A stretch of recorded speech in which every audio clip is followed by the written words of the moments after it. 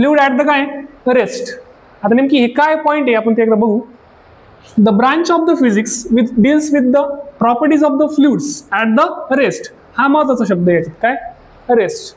म्हणजे for example canal आहे, तर कॅनलचं जे पाणी आहे ते काय होतंय मोशन मध्ये आहे, मग ते रेस्ट पोझिशनला आहे का नाही.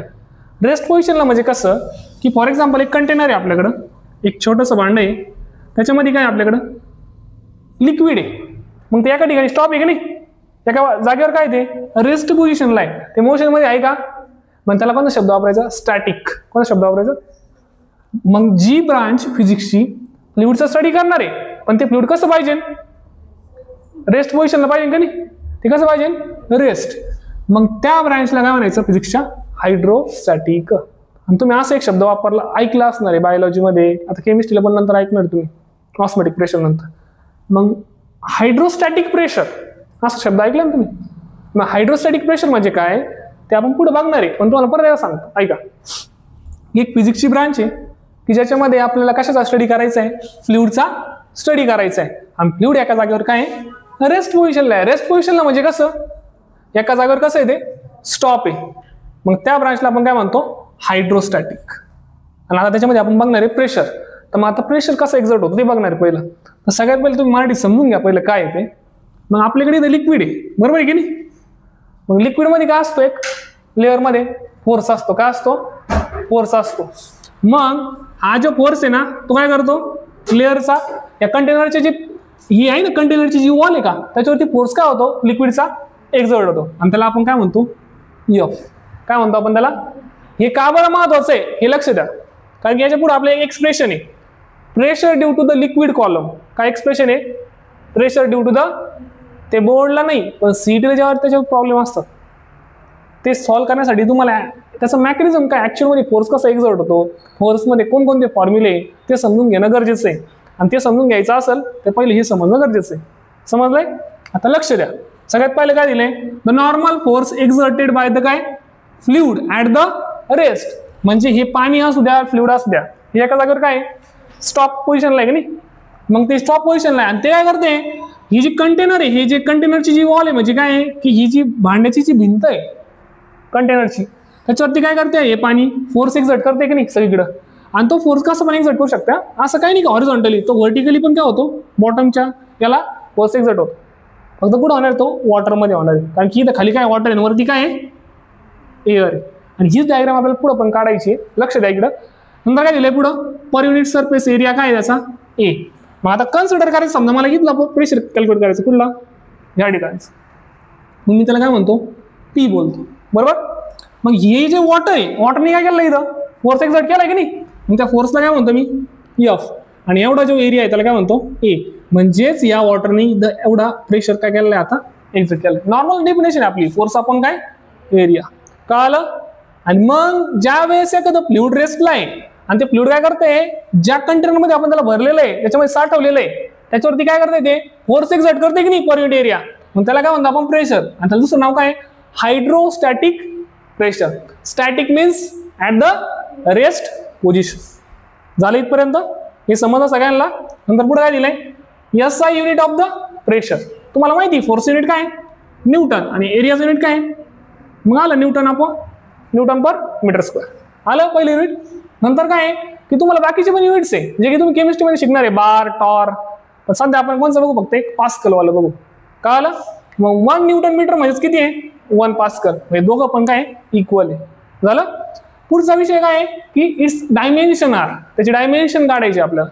मग डायमेन्शन काढायची तुम्ही डायरेक्ट पार्ट नाही केलं तरी काय अडचण नाही. आपण बघू का कसे काढायची.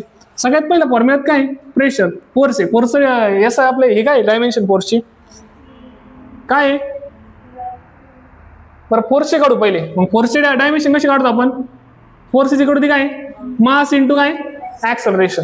मग मासचे डायमेन्शन काय m1 बरोबर का. नंतर तुमचं वेगळं असं मेथड काही मी तुम्हाला सोपे सांगतोय लक्ष द्या. ऍक्सलरेशनचे काय L1 m0 t raise to the -2 झालं. मग काय आलंय फोर्सचे डायमेन्शन m1 याला मल्टिप्लाय केलं तिथे काही 1 झाले फोर्सचे डायमेन्शन्स.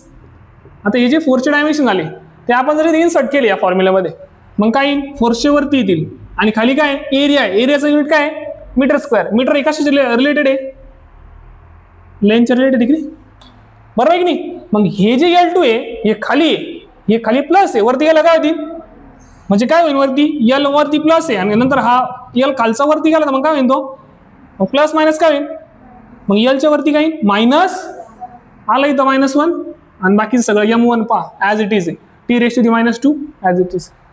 तुम्ही हे सगळं कशामुळे काढू शकता, या फॉर्म्युलेवरून आपण काढू शकतो. समजतंय ना. आणि नसन हे असेल तर डायरेक्ट कशा लक्षात ठेवायचे, बरं येत असेल तर समजतंय. पण शक्यतो फिजिक्स पाठ करण्याऐवजी तुम्ही असं लक्षात ठेवलं तर लय लवकर कळलं आणि इंटरेस्ट पण जागा होईल. पाठ करून जर एका शब्दाने आठवायचं काहीच आठवायचं कळालंय. स्टॉप करा फक्त.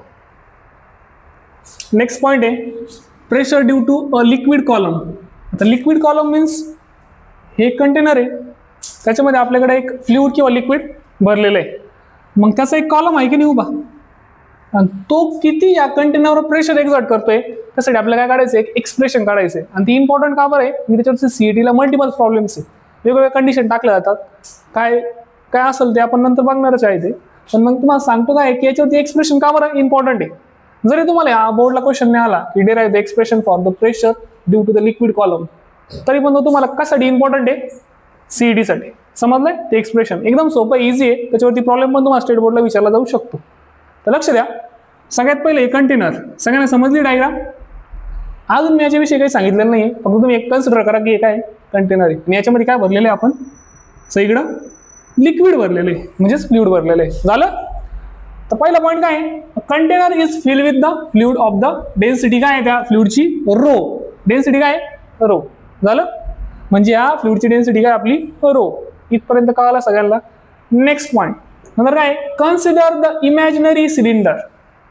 आता इमॅजिनरी सिलेंडर का बरं कन्सिडर करायचं, तर सगळ्यात पहिला महत्वाचा पॉईंट आहे की ज्यावेळेस आपण याच्यामध्ये लिक्विड भरतोय बरोबर आहे की नाही, मग हे जे लिक्विड आहे ना ते सगळीकडे सारखा फोर्स एक्झर्ट करते आणि ते एका जागेवर काय ते रेस्ट पोझिशनला आहे ना. आपण शिकलो ना हायड्रोस्टॅटिक, कळालंय ना की ती एका जागेवर काय रेस्ट पोझिशनला आहे. मग आपण जसं इलेक्ट्रोस्टॅटिक मध्ये पहा कन्सिडर तर काय करायचो आपण स्मॉल सरफेस एरिया, त्याला काय म्हणायचो आपण DS म्हणायचो बघा त्या स्पेअरवर. तसं इथे काय करायचं कन्सिडर एक सिलेंडर कन्सिडर करायचं. केलं consider cylinder. Consider the imaginary cylinder of the cross section area किती आहे कॅपिटल A. आता क्रॉस सेक्शन एरिया कुठे दाखवतोय आपण या पहा क्रॉस सेक्शन एरिया आहे पूर्ण एक आवरण त्याच. झालं. नंतर काय पुढं side of the container. Let HB the काय हाईट. हाईट कशाची जो इमॅजिनरी सिलेंडर आपण कन्सिडर केला तरी काय हाईट. नंतर एक लक्षात ठेवा ही जी हाईट आहे तीच काय डेप्थ आहे. नीट ऐका बरं का मी शब्द काय बोलतोय, हे सीडीए प्रॉब्लेम साठी तुम्हाला पुढे काम येणार आहे. ही जी सिलेंडरची हाईट आहे ना तीच हे जे सरफेस आहे ना आउटर म्हणजे जी लेअर आहे का पाण्याची एअर आणि त्याच्यामध्ये तिथून त्या ऑब्जेक्टची जे पाण्यामध्ये जे टाकणार आहे आपण पाण्यामध्ये त्याची काय ती डेप्थ. डेप्थ म्हणजे काय खाली खोली, किती खाली खोली गेलंय.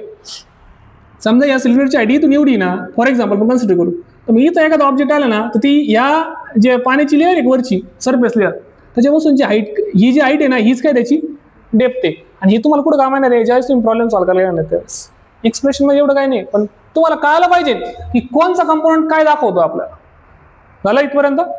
नंतर काय पुढं imaginary cylinder. The liquid column exert the force काय येतो F इक्वल टू दी काय mg. फोर्स कोणता दिलाय F equal to the mg. आता mg तुम्हाला माहिती m म्हणजे काय मास ऑफ द त्या बॉटमला जे लिक्विडचं आहे त्याचं मास आणि g म्हणजे काय ऍक्सलरेशन ड्यू टू ग्रॅव्हिटी. आणि आपण आपल्याला माहिती की फोर्स म्हणजे m इंटू a पण असतं mg पण असतं बरोबर आहे की नाही. मग झालं हे याला फोर्सला आपण वेट पण म्हणू शकते बरोबर. मग खाली लिहिलंय ना where the mg is the काय वेट ऑफ इट्स बॉटम. म्हणजे या बॉटम मधून काय होतं जो सिलेंडर आहे ना हा हे जे आहे का हे कंटेनर हे कंटेनर काय करतोय फोर्स एक्झर्ट करतोय कालच्या डायरेक्शनला. झालं इथपर्यंत. नंतर काय therefore the pressure exerted by the liquid column on the bottom of the cylinder. आताच आपण फॉर्म्युला बघितला होता. काय आहे तो formula P is equal to the काय F अपॉन A. झालं इथपर्यंत. But we know that F ची व्हॅल्यू किती आहे but F is equal to the काय M इंटू काय G. आता P तसाच नंतर काय F ची व्हॅल्यू किती आहे M G अपॉन काय मग एरिया. आता नीट ऐका ग्रॅव्हिटीची व्हॅल्यू कॉन्स्टंट आहे, बरोबर की नाही? आपल्याला मासची व्हॅल्यू माहिती किती लिक्विडचं मास आहे, मग असं मोजूच नाही शकत ना आपण असं तराजूत टाकून लगे मास. मग त्यासाठी एक फॉर्म्युला आहे, कोणचा? त्यासाठी आपल्याला आधीच सांगितलेलं आहे त्यांनी, रो म्हणजे काय? डेन्सिटी आहे. आणि you know that density is equal to काय? Mass upon volume. व्हॉल्यूम कशाचं? लिक्विडचं व्हॉल्यूम. कशाचं? म्हणजे त्या सिलेंडरमध्ये किती लिक्विड आहे ना, आपण केस कोणची घेतलेली कन्सिडर केलेली आहे? Imaginary cylinder. पूर्ण लिक्विड कन्सिडर केलंय का? नाही, फक्त आपण एवढं सिलेंडर कन्सिडर केलं ना, मग सिलेंडरचं काय घ्यायचं? व्हॉल्यूम. मग खाली लिहायचं असं की वेअर व्ही इज द काय? Volume of imaginary cylinder. काय? Volume of imaginary cylinder. आणि तुम्हाला माहिती व्ही इज इक्वल टू काय? मग ही हाईट आणि एरियाचा काय? मल्टिप्लिकेशन येईल. काय? हाईट आणि एरियाचा काय? मल्टिप्लिकेशन. झालं? मग आता लक्ष द्या, मग ही जी व्हीची व्हॅल्यू ती पुट करायची. मग therefore rho is equal to the काय होईल? यम अपॉन व्हीची व्हॅल्यू काय आपली? ए इंटू काय? एच. एच म्हणजे काय? हाईट. झालं इथपर्यंत? पण आपल्याला हे जे एक्सप्रेशन एक नंबर नाव द्या, इक्वेशन काय ते? फर्स्ट. झालं इथपर्यंत? मग आपल्याला इथे एमची व्हॅल्यू टाकायची की नाही? अल्टिमेटली शेवटचं आपलं आउटपुट काय पाहिजे ना आपल्याला? एक्सप्रेशन कोणासाठी पाहिजे ना आपल्याला? प्रेशरसाठी पाहिजे. कोणासाठी? प्रेशरसाठी. मग आपल्या एमची व्हॅल्यू कुठे पुट करावं आणि इक्वेशन फर्स्ट मध्ये पुट करावं लागेल. मग आपण ज्यावेळेस इथं एम काढू, एम कसं निघाल? इथे कशाला आहे? डिवाइड. इकडे गेल्यावर म्हणजे एमची व्हॅल्यू किती झाली? रो इंटू काय आलं? A H. आणि हे पुट कुठे करणार तुम्ही? Put M is equal to the काय? रो इंटू काय? ए एच इन इक्वेशन काय? फर्स्ट. कुठे पुट करायचं? इक्वेशन फर्स्ट मध्ये. मग तुम्ही जर इक्वेशन फर्स्ट मध्ये पुट करा, इक्वेशन फर्स्ट बिकम्स काय होईल? P is equal to the काय? मासची व्हॅल्यू किती येईल? रो ए एच इंटू काय? जी. झालं? आणि आपणला खाली काय? ए. हा ए आणि हा ए काय आला? आणि फायनल एक्सप्रेशन काय आलं प्रेशरसाठी? Row H G. मग तुम्हाला याच्यातून एक कंक्लुजन आलं असेल.